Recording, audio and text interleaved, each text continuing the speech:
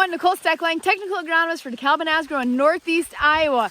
We're gonna see a lot of corn and a lot of different things from the seed of the combine. So here's some of the things that you might see and what it might mean. First up, and probably the most noticeable and the most frustrating, is lodged corn. Now there's gonna be two different types of lodging that you're gonna come across. You're gonna come across root lodging and stalk lodging. Now the thing about root lodging is really about what caused it. You know, if we didn't have a whole lot of winds this year in Northeast Iowa, so there's a good chance that if you do have goosenecked corn, it's probably because of corn rootworm feeding. Now, usually you're gonna see these spots just showing up in the field if it's the first time you're having issues. You're gonna see it just kind of in pockets, and it's gonna be twisted up corn. Now, obviously what we're gonna want to do in those scenarios is dig those roots up and look for rootworm feeding. So as we are getting into middle of October and into November, it's important to try and make sure you grab a plant that still has kind of a green stalk, because if you choose a plant that has anthracnose or one that had crown rot and it has died early, those roots are going to have, they're going to be rotting and desiccating already. So it's going to be really hard at this stage in the game to tell if it was, if there was rootworm feeding or just root rot from being a dead plant. So avoid choosing one of these plants and instead choose a lodged plant that still has some health to it, still has some green to it. So this plant in particular, it was root lodged, but we aren't seeing a whole lot of evidence of rootworm feeding. If we do determine that those spots are caused by rootworm feeding, what we're gonna wanna do for next year is think about either rotating that field to soybeans or another non-host crop, throwing an insecticide in with the planter, or planting that field to Smart Snacks Pro.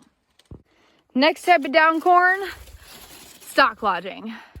So stalk lodging can be caused by a couple of different things. So if you're coming across stalk lodging, here's some different things to be thinking about. Probably the most important factor on this is going to be soil type and nutrient levels.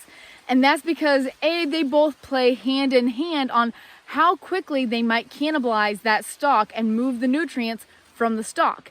So if you are on a sandy soil type, or if you are lacking moisture and or lacking nutrients, because lack of moisture will equal lack of nutrients, then during grain fill, that plant will cannibalize the stalk to remobilize those nutrients to the ear. That is probably going to be our number one cause of like the tops breaking out of different plants and the stalk lodging. The next one could be disease. Now, when it comes to stalk lodging and diseases, it can turn into a bit of a chicken and an egg conversation, because you could have a crown rot disease and or a stalk rot disease. And a lot of the times it comes down to the question of what came first, the crown rot or the stalk rot. So it's important to check a couple of the different plants to maybe try and get a feel for what caused the issue, because you can't manage for an issue unless you know what caused it. Okay, I'm going to pick on this plant right here, mainly because it shows those tops kind of like they're bent over. It's been dead for a while. It's got that darker color to it, and there's also something very obviously wrong with it. So pulled that ear off. Pretty spongy cob, and when we break it open, we've got really shallow kernels, which is indicating that it had an early death. But what caused that death? So first and foremost, we have this very prevalent, very obvious anthracnose stalk rot on that outside round. Now, if it's just dying of anthracnose, you're probably not going to see a lot of this right away.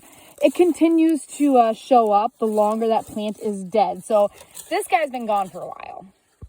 So if you do find a lot of anthracnose in a particular field, that is something that we can manage for next year if it's going to stay corn. So planting a hybrid that has a good tolerance to anthracnose stalk rot. Fields with a history of ASR, I'm going to be looking at a hybrid with an ASR rating of a 2 or a 3.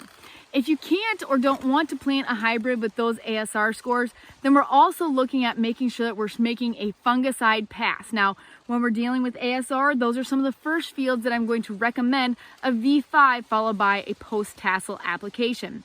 And then the other thing is drainage, because the healthier we can keep those crowns, the easier it's going to be to keep the stalk healthy as well. So now we come to crown rot. At this stage in the game, it can be really difficult to tell the difference between crown rot and stalk rot, because usually when you get a crown rot, that basically shuts off the flow of nutrients and water from the roots to the ear, which causes cannibalization. Now, as soon as that starts to happen, then you're going to start getting the stalk rot. And by this time of the season, there's going to be stalk rot in there. So the way to do that is really to do it like a month ago and start finding your ghosting out plants. But here I do have an example of a plant that has an ear turned down and the stalk is not showing those typical ASR symptoms. So we're gonna dig it up, split the crown, and see what we find. So when we open it up here, we can see that we still have a good stalk. There's a lot of pith in here, it's nice and strong. But when we look down at the crown, we can definitely see that this guy is getting plugging up, so then we aren't moving anything to that ear. Now, in terms of what it's losing us, this guy isn't lodging yet. If we had a plant that that this crown rot started earlier, then we would get the stalk rot and then we would be losing this pith and making it fall over easier. However, what it did cause was some earlier black layer, and so then these kernels are not quite as big as what they should be. So in this case, it came in late enough so that it's not affecting our standability, but it did cause us to have a little bit of a yield loss here. This right here is very telling. A lot of damage caused by this. That's all for now, folks. Be ready for the next one. In the meantime, call, text, or email with questions.